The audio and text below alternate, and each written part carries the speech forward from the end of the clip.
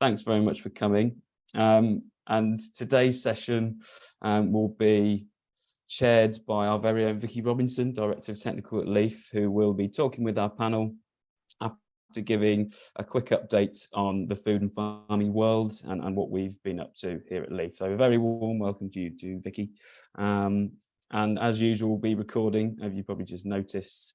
And we'd love to hear from our audience. So please do submit your questions via the chat function, which should be somewhere on the bottom right. Either directly send them to me or to everyone in the group. And we've left about 10 minutes at the end for our panel to ask your questions. So without further ado, I'll pass on to you, Vicky. Brilliant, thanks, Will, and good morning, everyone. And absolutely fantastic to be here and see so many people. I don't know whether that's just because it's particularly cold and everyone wants to be in the warm, and I hope everyone is keeping warm because it is beautiful, but it is slightly chilly. So just I just want to give it the usual beginning of the surgery, just a quick update on various aspects that have caught my eye. For those of you who might have been checking out your inbox, the Leaf e-brief arrived yesterday, so do have a look at that. A few highlights, and we've got our conference, our annual conference is back in person on the 3rd of February next year. It's going to be at Stoneleigh Abbey, so keep an eye out for more information coming out about that. And we're going to be focusing on the theme of health, diversity and enrichment, which are the 3 cross-cutting themes from Leaf's 10-year strategy, which was launched last year.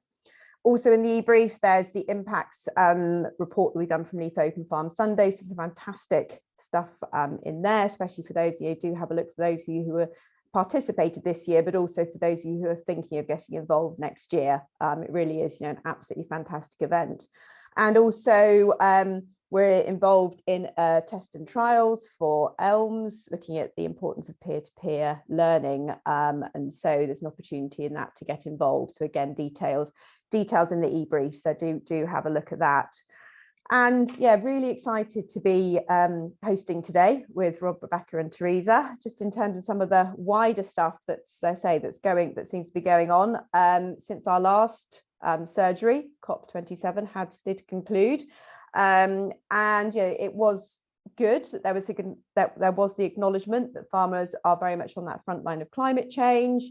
There was the launch of the UN Food and Agriculture for Sustainable Transformation Initiative, and also an increase in the budget for the Agricultural Innovation Mission for Climate, which had been launched last year. So some progress, but obviously I know there was some disappointment about the lack of real tangible actions. And COP15, which is the biodiversity conference, is happening as we speak. That started on Wednesday in Montreal in Canada and goes on to the 19th. So it'll be very interesting to see what comes out of that. And then close to home, there have obviously been headlines this week from the NFU flagging concerns about food security and the food supply chain. And there have been various discussions around land use as well. Solar panels have been in the news, as well as coal mines as well. So just, there's always a lot going on that very much impacts on farming and the work that we do. And just something else that you may have picked up on in the Netherlands. And this was something that has been flagged. I'm by a fellow Nuffield scholar who was in my group from the Netherlands, around the Dutch government planning to buy up and shut down almost 3,000 farms in the Netherlands to meet their EU greenhouse gas emissions targets. And the alternative is for those farmers to slash their emissions or move operations to less environmentally sensitive areas or switch to a different business. And it's just very interesting seeing how other countries and decisions other countries are making, which obviously, as you can imagine, that decision amongst the farming industry is causing huge concern, and yes, a lot of that, very distraught. So but yes, I always find it sort of interesting to see what other countries are doing, and to reflect on some of the outcomes that are happening as well. So, as always, we're running up to Christmas, but there always seems to be a huge amount going on in farming, which obviously makes it so exciting being part of it, but also recognising some of the challenges as well. And what we're going to hear about today and discuss is the role that advice plays in that. And I think, given the number of people on the call, there's obviously a real interest in that.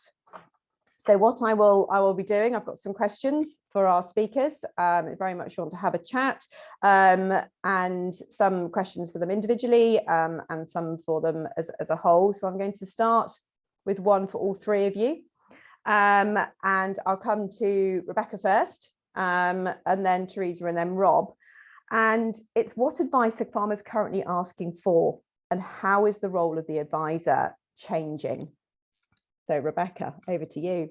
Wow, yes, what are they asking for? It's very wide ranging, it's very broad at the moment, and I think that's the difference between advice now and advice, you know, a while ago. And a lot of it is driven by the supply chain as to what those farmers, you know, are asking for. But also, you know, we're working with water companies who obviously have concerns about particular pesticides. So we're looking at delivering specific advice for those farmers. But so I think with the types of advice, you know, that we're delivering, it's starting really from the bottom up. So it's starting with the soil, and it didn't used to really start with the soil in the same way as it does now. And I think that's the difference. You know, we're expanding our knowledge range within our own organisation to cover more bases than we would have done previously. So it's sort of looking at sort of soil management, and then building from there. So it could then be just looking at particular habitats on the farm. So I mean, you know, everyone always says every farm is different and every farmer is different, and that's so true. You know, what you talk on one farm, you can go next door and you talk about something completely different. So I think it's looking at soils, and soils builds everything. That dictates then the type of habitats that you'll have on the farm, the species associated with that, and then you just build on that. And so even if you've only gone out to talk about soils, you know, you then use that opportunity to talk about everything that you possibly can on that particular farm. So I think you know, there are drivers depending on why you're out there, whether you're out there for a particular supermarket, water company. There'll be a focus, whether it, you know, it might be catchments. Catchments are, you know, a big focal points, farmers working together in those catchments to deliver clean water specifically. But there's lots of ways they can do that, and that's not just about soils, that's about delivering lots of habitat change as well. So it really is very broad ranging. And I could talk about it for hours, but obviously I won't. That's great, and that helps with the follow-up question I want to ask you in a minute, but we'll come to Teresa next. And thinking about this, I thought the same as Rebecca, which is good, we're integrated, and I think we've certainly seen there's still a demand for what we probably call the traditional advice in terms of that agronomic advice and fertilizer, nutrition. How do I grow my crops effectively and produce the yield and profitability? You know, how can I have healthy livestock and manage that? But I think, as Rebecca said, it's now linked to another layer of advice, and we still need to make a return on what we're doing, and certainly having that economic focus is really important. But how can we deliver for the environment at the same time, and take advantage of new opportunities, take advantage of kind of new areas? And for me, and you know, similar as Rebecca said, it's that kind of holistic advice, you know, and thinking about where the farmer wants to go and what that vision is, and then how can that advice be kind of linked and coordinated, whether that's on a farm basis or, as Rebecca said, on a more catchment scale or landscape scale. And I think that's kind of changed as well, hasn't it, Rebecca? I think we're kind of thinking beyond those farm boundaries, and I'm sure Rob will pick up on that, you know, in terms of how we can come together as, you know, as an area or as a nation, and how can we do that? And that's quite a challenge, I think, for advisors in terms of how we integrate, because inevitably we've all got expertise and suddenly we're being asked to have expertise in different areas. But for me, I think that's about collaboration between advisors and that recognition of skills and expertise, and how you might have a particular area, and how we can kind of work together with other advisors in the sector. And the other thing for me, I think, is that continuous professional development. And Rebecca just said, you know, I've now got to upskill, and we're, as a team, we're learning more about soils. And I think that importance of CPD, we're in a rapidly changing industry. Like, we probably wouldn't have been experts on soil mesobiota and macrobiota and bricks a few years ago, and now suddenly we need to know that, and we need to know that against what carbon means, and what stocks and sequestration and insetting and offsetting, and, you know, the future of BPS and ELS, all of these kind of technical terms. And I think, so for me, it's that technical expertise, but also that kind of how we keep that up to date. And I think that's really relevant, you know, as an advisor going forward. Brilliant, Teresa, and there that will lead me again to the question I want to ask you next. But over to Rob, and you've introduced nicely that landscape aspect. So Rob. Yeah, so I think the wildlife trusts generally in the past have given mostly habitats and species advice around, you know, countryside stewardship programs and all the predecessors to that. I think what our advisors are saying is that they're, I mean, that still continues. That's all marching on because, you know, new elms doesn't seem to be much different from pre-elms, but what we are seeing is increasing into so a broadening of interest, which I think is quite interesting. So broadening of interest into things like how can you get revenues from ecosystem services? So looking at things like the voluntary carbon market, nutrient neutrality, how does that affect in those affected catchments? You know, what's the implications of biodiversity net gain? So we're starting to see that piece, which we've been talking about for a long time, but they're starting to kind of hit home onto farming. A lot of concerns about changes to elms, changes to BPS, and how does that impact on farm business? You know, particularly for the small farms out in the West, how does that fit in? Much more interest in how to address freshwater pollution. So increasing interest in, you know, our rivers are getting worse, not better. So, and farming is part of that. So how can we deal with that? And as Teresa picked up, how can we work in clusters? Because there's a, you know, there's a sort of a push, particularly when you start looking at things like the potential of landscape recovery funding. How does that work in clusters? And then I think the other thing that's changing is it's not just about the conservation of nice features on your farm. It's about actually getting into full-scale habitat creation, habitat restoration. So you can see, for example, you know, the big peatland restoration projects in the Pennines, you know, where you've got big schemes going on, or woodland planting, you know, so there's a big push for woodland planting and better government subsidy, actually. So England Woodland Creation Office is a much better government subsidy than they've had in the past. So, you know, that's encouraging farmers to do some bigger schemes. Absolutely. No, thank you very much, Rob. And again, that leads me on to the question I'll ask. So I'm going to ask each of you an individual question now. So Rebecca, we were just reminiscing about advice and previous schemes going back to sort of the 2000s when the original countryside stewardship and ESAs were around. How has the role of the advisor evolved during your career? Quite a lot. I mean, FLAG itself, you know, has been around since sort of 69, and so really in the 70s it really sort of got going and evolved into, you know, and the idea is it's independent advice, so it's not selling anything except, you know, it's advice. And it was then you know, the Ministry of Agriculture that it was then provided funding for FLAG advisors to go out and deliver advice to those farmers who were just sort of trying to dip their toe into sort of looking at doing whatever it was on their farm. It could have been sort of whole farm, you know, sort of management, or it could have just been someone wanting to do a little bit of woodland management, create a pond. It could have been anything really, but it was just, that's the hook that gets you out onto the farm that then you can develop into a sort of bigger strategy on that farm. And I think that what I suppose has been the constant in all of it has been the developing the relationships that we do with farmers, that we're not really looking to go out, do one thing and then that's it, and you know, they may phone us up in 5 years' time. It's to keep that relationship going with them. And I've got lots of farmers that, you know, when I very first started in the, God, it was in the late 90s, but you know, and I'm still working with them, you know, and we can stand there and go, you know, do you remember what this farm was like when you first came? Look at it now, you know, as things have developed and evolved.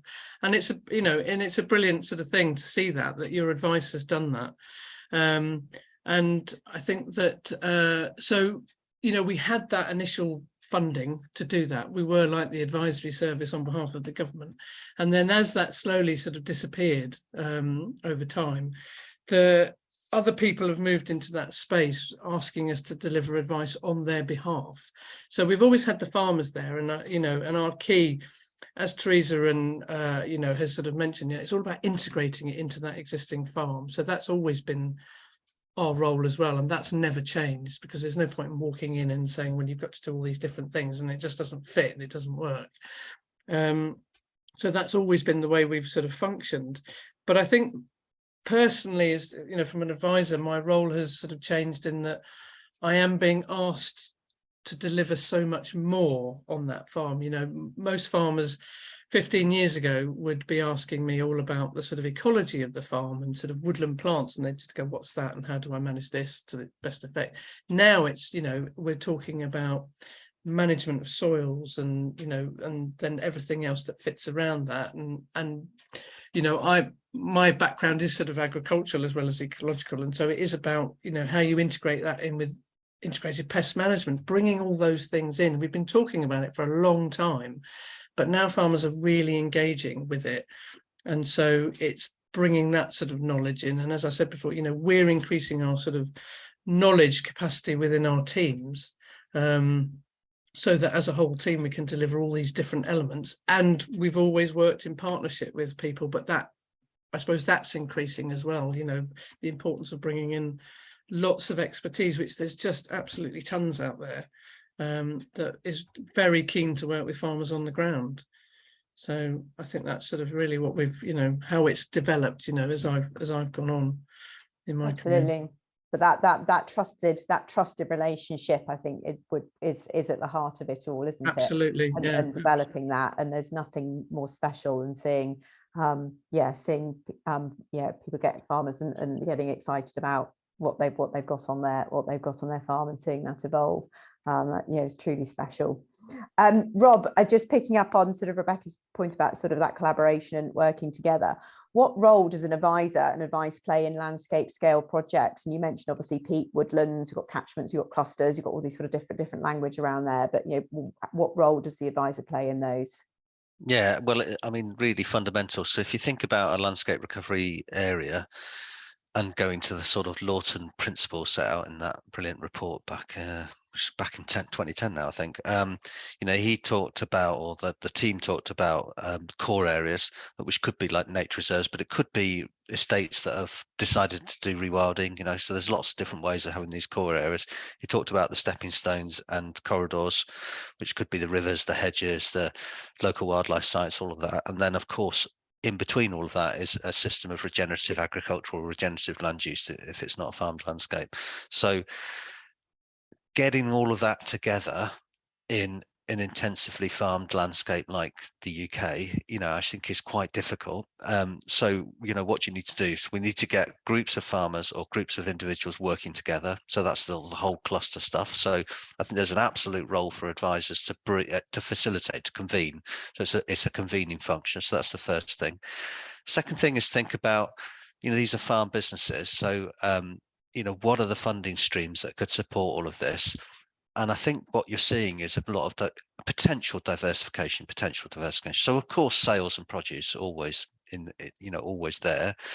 There's these new forms of corporate funding, all of which requires quite a lot of skill and setup. So this is a real extension of the sort of advice that we've given in the past. So the voluntary carbon market through the Peatland Code and Woodland Code and other codes, nutrient neutrality schemes, which is potentially a fiendishly complex scheme, but it's been simplified by Natural England in those particular areas. Biodiversity net gain, which becomes mandatory from November 23. So it's coming on us like a steam train, and potentially could be a really significant income stream for some farmers. And then new concepts such as biodiversity credits, which is linked to the task force on nature-based financial disclosure, which is essentially looking at how big companies can be nature positive. So there's some real complexity in there, and advice can provide the way there. Diversification, of course, well, we talk about that a lot, but particularly in the really attractive landscapes, nature tourism is a big sector and an increasing sector. And then the complexities of new agri-environment schemes, which may be actually quite small beer in some of the big agri-farms, but are really fundamental to those small businesses out in the West. So the first two things, then I think we need to look at ecosystem service mapping. So what can this landscape provide? Who can we sell these services to? So there's a whole load of work around that. Habitats and species mapping, like we always did. And then getting into the business of, and it's a sort of future business of, what would a net negative landscape or at least a zero carbon landscape look like? Because there's an enormous challenge there. You know, we know that our farming sector is contributing roughly 10% of greenhouse gases to our emissions, and that's pretty much not changed over the last 10 years. So virtually every other sector has gone down, but, you know, agriculture hasn't. So, you know, how do you do that? And the landscape recovery areas will be a critical part of that. Really, what they need to do is become net negative to give a little bit of room for the arable sector, which will always struggle to be net negative. So, yeah, I mean, I'm kind of throwing in a whole load of stuff there, but, you know, what we're going to need a different form of advisor. And one of the things that we're looking at in the Wildlife Trust really is to say, well, what are the advisors of the future that can deliver these sorts of landscape recovery areas, which are absolutely fundamental to the 30 by 30 commitments that our government is making this week in COP15 at the Biodiversity Convention in Montreal. No, that's great, Rob. And I mean, just hearing you speak, then it's just, there is so much going on, isn't there? You know, and again, we've very much, you know, we've evolved quite rapidly actually from where agri-environment really was the main show in town to do, you know, if you wanted to do some delivery to the private market, to, you know, monetizing assets, to you know, that private finance, you know, blended with government finance. What does that look like? So, you know, combined with obviously again that breadth of looking at, you know, the different aspects of an environment, which obviously very much should link into the integrated farm management approach that LIFA takes. So Teresa, again, just sort of picking, yeah, sort of Rob sort of leads me nicely into the question around that advisor of the future, and you've obviously you've recently developed the Environmental Advisors Register. So my interest sort of is why you know, why now, and what role does that have in the professional development and the recognition for the farm advisor of the future? I think, Vicky, it is a look forward, isn't it? Like Rebecca says, she's been working very successfully for a long time in those kind of areas, but the need for an increasing level of advice in all these different areas is continuing. I think it's Jenny Phelps that says we need 2,000 more advisors in this kind of area to be able to deliver what we can. You know, we've got 65 sat on this call, you know, that are all kind of doing it, which is brilliant. And how can we learn all the things that Rob you know, has been talking about and effectively deliver that on the ground? DEFRA just launched a new program looking at green skills and how we can kind of get that all the way through. And so when we were thinking about the landscape, we're, you know, many of us that sat on this call, we're all working in environmental advice, and there were a couple of reasons for putting in the register. One was the professional recognition of the role. So if you're an accountant, you do your exams and then you become a chartered accountant.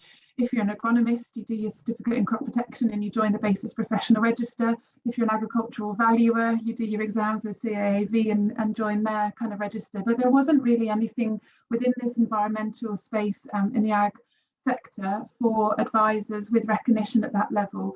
So you can work your way over 10 years or so to become chartered environmentalist, but actually at the beginning there wasn't kind of something there to recognise that. So we recognise that actually there's an opportunity to create that professional recognition of the role through the Environmental Advisors Register. So in order to be on the register, you have to have done a qualification to get on the register, and that is now the Certificate in Sustainable Land Management. And actually that qualification talks about all the things we just talked about: soils, biodiversity, water, carbon, economics, kind of the food, and then IPM, and how we can kind of bring that all together. Water quality is all part of that kind of register at that level. So BASIS has always been known in terms of that technical kind of practical applied advice. So it's a short course, it's still a short course. You're never going to replicate the knowledge that sits within this room and virtual room with everybody, but at least it kind of starts people on that trajectory. You then join the register, and then the next stage is that kind of continuous professional development. So then there's a requirement to be getting 20 CPD points through the year. So that could be coming on this webinar today, that could be going out on a farm walk with WAG or with the Wildlife Trust, it could be sitting on a LEAF webinar, it could be all sorts of different ways. And I think that's the way that we can then encourage it. We have also added in a requirement to do an annual assessment. And that's something that happens in the fertiliser kind of sector for the FACTS qualified advisors. And that means that we've got an opportunity, maybe we could theme it. So next year it's biodiversity net gain, and the year after maybe it's nutrient neutrality. And then actually we can demonstrate to DEFRA that all advisors in the industry that are on the register, can do that. The second kind of key reason for doing it is that as much as DEFRA and we all recognise we want farmers to apply for agri-environment schemes, for some of the wider schemes, I think we all recognise and DEFRA recognise that advice and advisors are really important in terms of raising those ambitions, in terms of understanding what there is on farm, and being able to kind of implement the outcomes of what we need to see on farm. But then some people don't know where to go to get that advice, and that advice kind of varies across the country. And so we, as part of putting together the register, we've also kind of done a find an advisor tool. So you can elect, and not everybody has to, but you can elect to be then part of that find an advisor kind of network, and that's now live. So you can put in that you're in Cumbria and you've got an interest in carbon or biodiversity, and find an advisor that is accredited, that's got the qualification, that's committed to continuous professional development, and then that can kind of assist you. And that's something that we are keen to ensure and to build, that not only advice is there, but that advice is quality advice, and that advice is kind of staying relevant. So I think for me it's really exciting. There's never been anything quite like it while I've been in the sector, working with Rebecca and Rob and colleagues.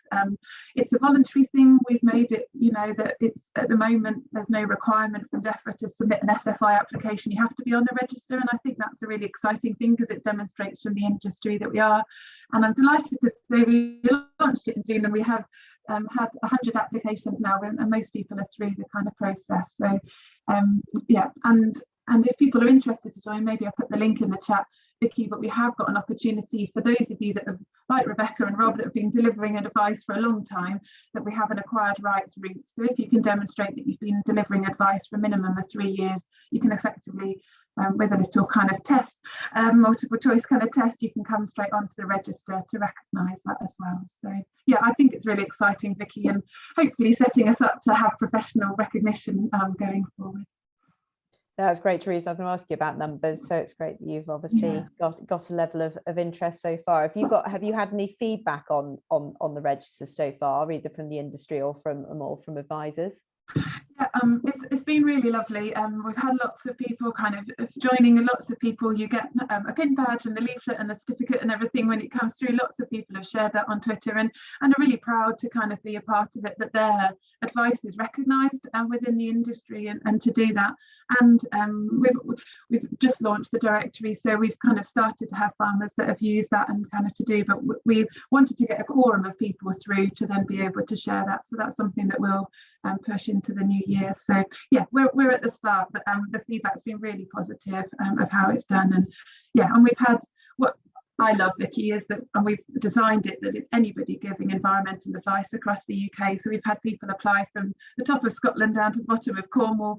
We've had people from government organisations, private consultants, environmental organisations, public bodies. We've made it that it's applicable to anybody, but then can recognise that diversity of knowledge within it as well. And for me, it's important to do both. So yeah, going well. Thank you.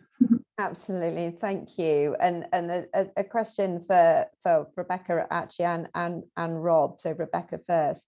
What qualities make a good advisor? Oh, yeah. I think being a good listener is one of those qualities, and I think understanding where farmers are sort of coming from, the pressures they're under, now compared to when I started 20 years ago, are quite different. And so I think there's enormous sort of economic pressures on them, and there are pressures from all other areas of, you know, whether it's through their supply chain. You know, everyone wants to sort of tick their box, and at the end of the day, the farmer's the one that's going to have to deliver on behalf of a lot of them. So it's those pressures. So I think it's having an understanding of that, and having an understanding of the farming systems that they're operating in, and just trying to, you know, work with them to integrate, you know, within that framework that they've, you know, that they're working within. That's really important, because you can march in and just say, you know, well, I think you should do all these marvelous things, but then it can be wholly impractical.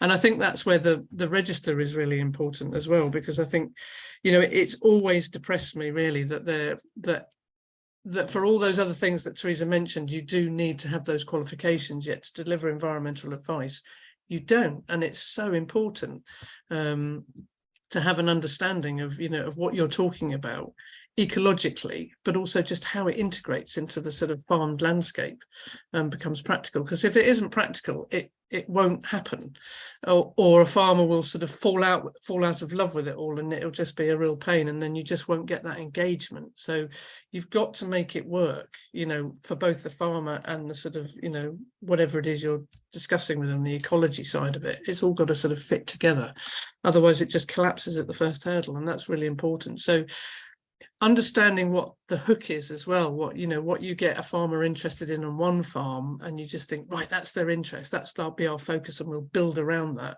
you know, be completely different to when you go into another farm.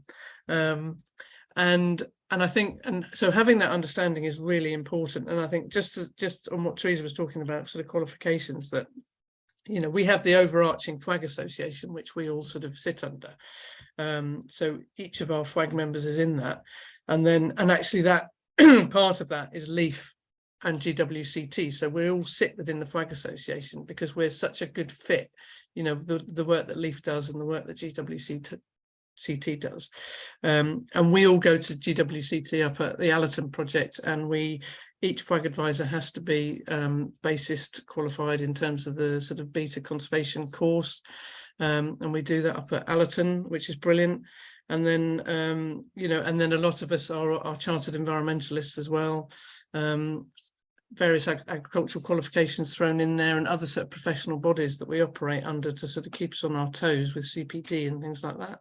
So it's just having those sort of levels of, you know, sort of understanding of the farmer, and being able to, you know, sometimes they're just having such a hard time and there's paperwork all over the place, and it's being able to just help them through all of that, so that it doesn't become all consuming and overwhelming, that they just put a brick wall up and say, I just can't cope with that, I'm just going to, you know, carry on farming. And it's just trying, and it's the long-term relationship. That's the absolute key, is the long-term relationship, not running in, filling a form and saying, here you go, you've got to get on with it now, and running away again. Yeah, that initial conversation is yeah, sets the foundations, doesn't it? Absolutely. For that Yeah. So Rob, sort of similar question, but just thinking on that, yeah, on a landscape scale, and the qualities of an advisor when they're working maybe, you know, with a wider group, and trying to encourage that collaboration at landscape scale. What qualities do you feel advisors need to have? Well, I mean, it's obvious, but above all else, they need to be subject experts. So, you know, that's the advice they're giving. So we've got to be really knowledgeable about the subjects. And I think that's one of the challenges that we face in the Wildlife Trust, is actually extending that subject expertise, because, you know, we're great at habitats and species, things like that, but actually some of this other stuff that you're going to need to give farmers in terms of a just transition to a new way of farming. Some of the stuff I was talking about earlier, you know, I mean, you know, some of our advisors, they definitely need to extend that, which is why I'm I think so delighted with the work that BASIS is doing in terms of professionalizing the industry and forcing advisors to become subject experts through further training and CPD and all that kind of stuff. So that's the first thing. But then I'm just going to repeat really what Rebecca said. You know, it's about sort of saying, well, you know, yes, you're a subject expert, but how does it actually work on the farm? You know, how does that actually make a difference? And I think it's about, you know, these are real personal qualities. So it's, you know, the best farm advisors I've come across are people who are, you know, genuinely personable, empathetic people. You know, they could talk to anybody, you know, and they could talk to the most hard-bitten farmer or actually their next door neighbour. They're just a very personable person. I think that's really important. People that are grounded, and some of the best farm advisors, of course, are farmers themselves, because they're very grounded in the land that they come from and the communities that they come from. So I think that's a really important quality. Never find all of this in one person, of course, but this is the sorts of the dream advisor. And then I think the other thing about what I love about really good advisors is they focus on the solutions, not just working out all the problems, because you can always work out there's a million of problems on a farm. Farms are inherently complicated, but what's important is how do you make a difference? What are the solutions to this? How do you get through the paperwork? How do you get through the different permissions that you need and all that kind of stuff? So to just give an example, there's a friend of mine who sadly passed away called Don Vine, and he was an urban nature conservationist. So he came from not a farm background, from urban nature conservation background, and he worked on natural flood management in the Upper Aire Valley. So we're sheep farmers up in the top of the Dales. Absolutely brilliant. And it was that kind of because he had worked in those poor urban environments, where you're having to be personal, you're having to be empathetic, you've got lots of different individuals and characters. It actually made him a brilliant farm advisor. He was a subject matter, he's a subject expertise on, river hydrology and all that kind of stuff, but just made him a really lovely, lovely farm advisor. And we got masses and masses done with relatively little funding as a result. No, brilliant. No, Rob, thank you very much. And I've got time for one final question, same question to all of you. I'll start with you, Teresa. Obviously touched briefly on elms, and obviously there's still the sort of ongoing uncertainty about what that might look like, and obviously in Scotland the Ag Bill's going through, in Wales they've just closed the consultation for the sustainable farming scheme. But what role do you think government should play in advice? We don't at the moment have a government funded advisory service.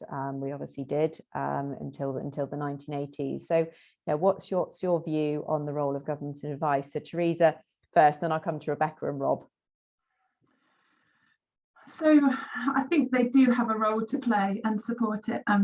I have actually just finished a Nuffield Farming Scholarship, and I'm really interested in kind of social science and farmer mindset thinking. And one of my conclusions from that was looking at a behaviour change model called the Reset Mindset model. And that says there's kind of 5 key areas to enable change.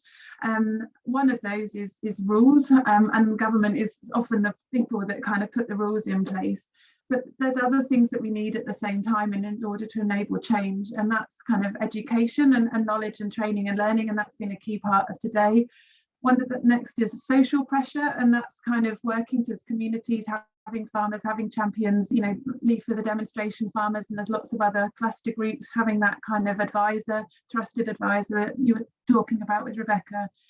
The next one is the economic stimuli, and as we've said, and as Rob said, we need an economic incentive sometimes to make these kind of things work. And the last is the tools. And so I think, yes, government have got a real opportunity to play, but I think advice is only one thing, possibly as part of that, Vicky. We, in order to make change and in order to see the outcomes, then actually we need all those other bits in place. So we need to work with farmers to upskill, to have the economics available and the tools there. And I think government have got a role to play in working with us to achieve all of that, and us as an industry to work to do that. So yeah, I think they do have a role, but we can do it, and we can support each other, and and we're very good as an industry, almost for that groundswell, isn't it, to do that ourselves as well. So yeah, a bit of both. No, brilliant. No, that reset model is really very, very, very interesting for anyone who wants to Google it. There are some interesting papers on the impact and research behind it. Rebecca. Yeah, I think that they have a role in the, in how they help to direct farmers to get the right advice from the right people. I think they could sort of have a key role in that, and their own research over the last sort of 20 years has showed how farmers who get advice, particularly sort of talking in terms of sort of environmental advice, deliver much better in terms of environmental gain than farmers who are sort of just trying to muddle through on their own. And DEFRA's own research has shown that. But, you know, one-to-one advice is quite expensive in sort of the eyes of government. But if you're delivering much more from it in the long term, it's not. So like I said, you know, once upon a time, historically, you know, FWAG and ADAS, when they were a government agency, you know, delivered advice to farmers, and it just got those farmers sort of on the road, you know, and then it just got them going, and it might have sort of just been that hook. And I think also how DEFRA present their agri-environment schemes and their whole relationship with farmers, you know, in terms of they need to build more trust. And DEFRA knows that, you know, in sort of generally.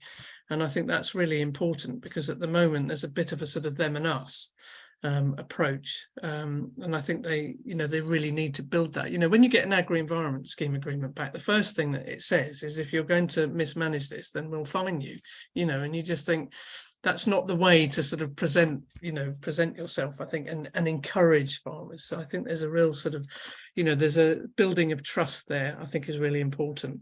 But as Teresa said, I think there's you know, we need a lot more advisors, a lot more upskilling of advisors, and we need more people on the ground, as Jenny Phelps in South West has said, you know, that we need to be sort of training those people up. It's very difficult to recruit. Yeah, but such a rewarding job for anyone. It really is. Yeah, it really is. It is very rewarding. Rob, what's your thoughts? Yeah, I mean, just to broaden it back out a bit, you know, agriculture has to change. It's such a massively important part of what it is to be in Britain. You know, we are in a nature and climate emergency. We all know that. You know, we've got to start to resolve that. That means agriculture's got to go to net zero. That is a huge challenge for agriculture, absolutely huge challenge. You know, as I say, GHGs are barely budged out of agriculture. There's a challenge of 30 by 30. We're just about to sign up to that. So 30% of our land being managed and protected primarily for nature's recovery. In a country like the UK, where, you know, in England and Wales, 80% of that landscape is currently farmed. That's a big challenge. You know we've come out of the EU, so the whole subsystem's changed. But I think much more significantly is the trading systems are changing. You know, I think for sheep and beef farmers, the Australian, New Zealand deals are pretty catastrophic, to be honest. It's a slow moving car crash. You know, the quotas are going down over a sort of 10-year period, but you know, it is a car crash. Can't hide away from this. It is a car crash.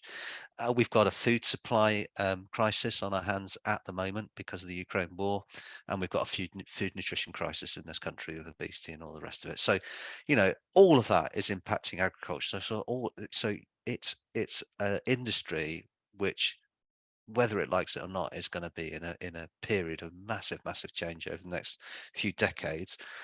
So I think, you know, we as society really got to think about a just transition for farmers, because it could be really bad for some farmers. And so we need that just transition. So it's quite right that we push in a load of public money for public goods out of, you know, the many public goods that agriculture can give. So, but it's big amount. We're talking huge amounts of money here, and it's absolutely right that we should get best value for that money.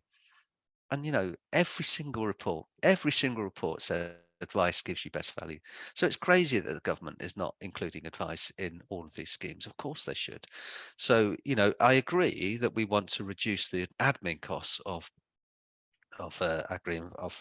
public support, but that admin cost should not include advice. Advice should be considered as a primary output of the schemes, especially when you come into the countryside stewardship or nature recovery schemes, especially the landscape recovery area schemes. So I think advice should be absolutely part of that. In fact, should be a mandatory part of that.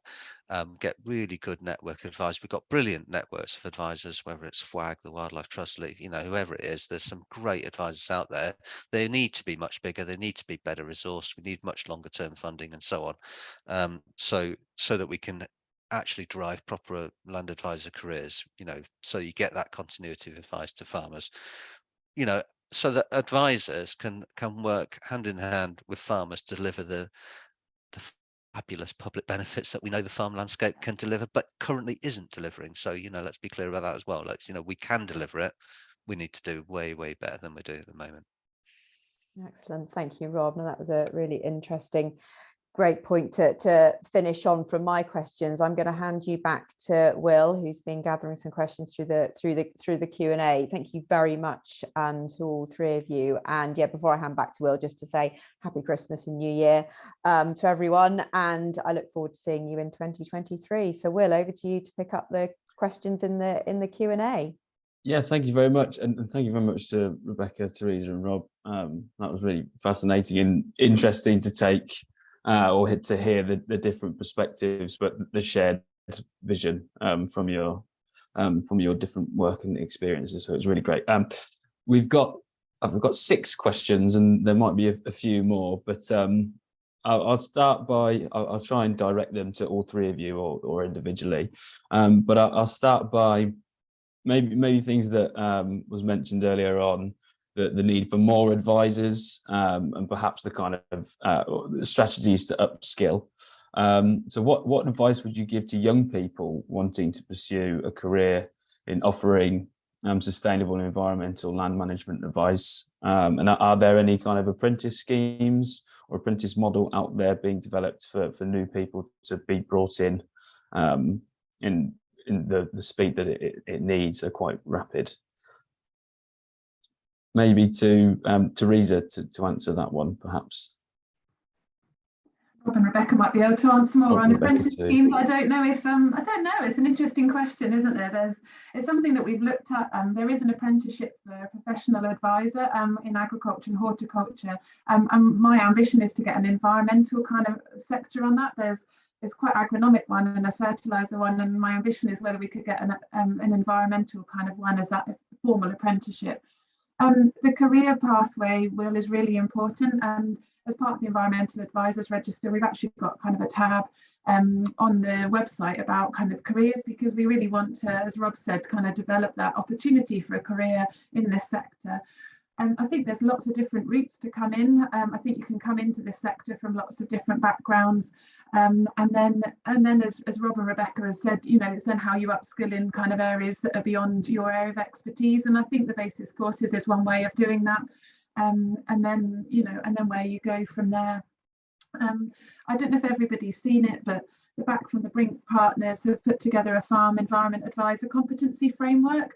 There's a link on the career section on the Environmental Advisors website. But that's looking at, what competencies would you have as an advisor in terms of, to start off to become kind of more proficient and then to become more competent. And I think it's a good way for an advisor to come in and think about what skills I might need and it covers all sorts of different areas. That's kind of technical skills, but then the kind of people skills, the wider kind of skills as well. So that might be a place that people could start to think, I want to kind of go into this area, where could I do? But I'll leave other opportunities to Rebecca and Rob. Yeah, it's difficult. I mean, we do have trouble sort of recruiting, skilled people. So we look at sort of taking graduates on now, really, and sort of upskilling them. And they do come from, very different sort of academic backgrounds. And it's not necessarily that they have to be academic, because a lot of it, as Rob was saying, it's about personality as well. It's having the ability to be able to communicate with farmers and engage with them, and and build that sort of trust and relationship with them. So that's really, really important for us to have that in people that we employ. So I think we've taken the view that we have almost like our own sort of mini sort of academy in a way, because we're sort of bringing those people up ourselves, and obviously then within it they may not necessarily know what their own particular interests are, because they might have come from a sort of broad geography background or something like that, and then they start to develop that as they're working, and then they can become a bit more specialist in a particular area, and we sort of help them develop those skills in those sorts of areas. So it is difficult, and we do need more people. I mean, I was asked by a local secondary school to take a load of sixth form A-level students out, which made me very nervous, because we were talking about sort of carbon cycle and water cycle and all those what I thought was really exciting and interesting sort of interesting subjects, and they were all stood there, and I had to drag questions out of them. I said, right, every single one of you's got to ask me a question. We stood on a farm with a farmer, But it was just trying to get them engaged in, you know, in the sort of topic, even though it was all going to be in their exams and, you know, next year, and you'd think they would be. But it was just, you know, and it was all sort of staring at the floor, you know, and I was like, right, look at me, and right, you know, and it's just trying to get those people who are really interested and engaged and wanting to really sort of develop those skills. It's very difficult at the moment. And Rob, do you have anything to say? Well, yeah, I mean, I would say it's really difficult to recruit land advisors at the moment. So if you're interested, go for it. You know, don't think you haven't got enough skill, because you'll probably get in, and then get training. Obviously, get training, and you know, the basis course is a great place to start. But there's plenty of other training out there. So you know, I think that's the first thing to say. I know in the Wildlife Trust, we definitely recognise the need. We think we need 5 times as many advisors just in the Wildlife Trust to kind of cover the sorts of, you know, if government, or we as a society, are serious about 30 by 30 and net zero farming, all the rest of it. So, you know, we want to expand, and we recognise that we have to create that ourselves. So we want to develop an apprenticeship scheme, and we wanted to, and this is one of the reasons why we want our advisors getting onto the professional register, so that actually CPD becomes just part of what you do as an advisor, so that you can, you know, what we want to see is a way of moving people from an apprentice through an assistant position, you know, where they're broadly working alongside a skilled officer, into an officer position, into a, you know, a sort of technical expert position, or whatever it might be. You know, that's my aspiration for the Wildlife Trust. Unfortunately, I can't recruit somebody to get that aspiration sorted out at the moment, but we will get there. So certainly that's where we're heading, and we want to try and do that with all of our partners, Leaf, Plant Life, Flag, whoever. So you know, hopefully might want to integrate that up at some point. Brilliant, thank you all. I'll probably because of time, I'll direct questions at each of you, and we've got one that I'd like to direct at Rob, if that's okay, on biodiversity net gain. And you mentioned the changes that are coming in next year, and that could be quite a beneficial mechanism. How can farmers be more prepared for it, as well as perhaps development in like housing, for example? So what is your take on biodiversity net gain, and how ready are we? Yeah, I mean, I think it is a big opportunity. So so very roughly, for those that haven't come across biodiversity net gain, the idea is that if you do a development, whatever development it might be, it will have an impact on biodiversity in some way.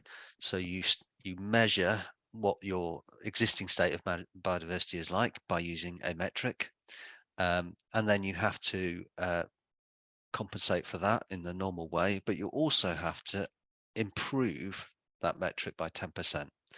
So you may be able to do that within the red line of your development, you may be able to, but if you can't, you need to do that off-site. So you'd have to go to somewhere else, and you could buy those off-site improvements as a credit, as a biodiversity net gain credit. So in principle, a farmer could take a field that's of fairly low value, put it aside for biodiversity net gain, and then use the metric to measure the improvement in biodiversity over, say, a 5-year period or whatever. And then it could sell that credit to those developers that need to buy credits for their mandatory biodiversity net gain credits. And those credits are selling at the moment, they're looking like about sort of somewhere between £16,000 to £25,000 a credit. So it's not insignificant amounts of money. So, you know, what I think we want to do is to work alongside farmers, because the metrics are a bit complicated to work out and all that kind of stuff, and you know, getting the deal with the local, you know, because you can, it's a sort of 3-way deal between the local authority, yourselves, and the developer. So getting those contracts in place, sorting out all the metrics, all quite complicated. That is exactly the sort of place where we'd need advice. And I think what we're trying to do in the Wildlife Trust is we create exemplars ourselves of how it might work, and then we can then use those exemplars with our advisors and then give advice to farmers to provide that service. So that's kind of where we're heading. And it all starts in November 23. And in some authorities, they've brought it forward. And some authorities may even go beyond 10%. They may go to 20%. So there'll be even bigger opportunities. Okay, well, we might have a similar surgery this time next year on that. But thank you, Rob. I think we have time for one last question, which I'll ask Rebecca to answer, please. The land management aspect of Elms has gone quite quiet, and it was a strategy that was allowed to bring advice onto farm and get the best out of the right tiers within Elms. But there haven't really been much updates on that, so it doesn't kind of bode well, I guess. So how important do you think it was kind of based on the last question that Vicky asked? How important do you think the government sees this at the moment, or are we going to wait till they get back to us on this area? Yeah, I mean, obviously they're reviewing it, again at the moment, and it is a concern, because I think the advice is really key. I mean, if you want to do woodland work, you do a woodland management plan, and that's how it should be really for the farm. You should be looking at the whole farm and how you can help farmers deliver. There's, as Rob was saying, there's so much going on out there at the moment, and farmers are very, very confused about all the elements of it. And I think the advisory role, you can't be all things, but you can help steer people in different directions and work with other partners. And so I think it's very, very important, if the government wants to get the most out of the opportunities that they have with the farming community, the advice is absolutely key. And hopefully, they are just sort of reviewing it, but they'll bring it back to the table. That's my hope. Yeah. Hopeful. We'll leave it there on the hopeful note. And just to say thank you again to our speakers and Vicky, and then of course our audience. Any kind of remaining questions, we'll do our best to try and get those answered. But we'll leave it there, and we'll let everyone get on with their Fridays. But have a good weekend. We will see you again at Leaf Surgery in January.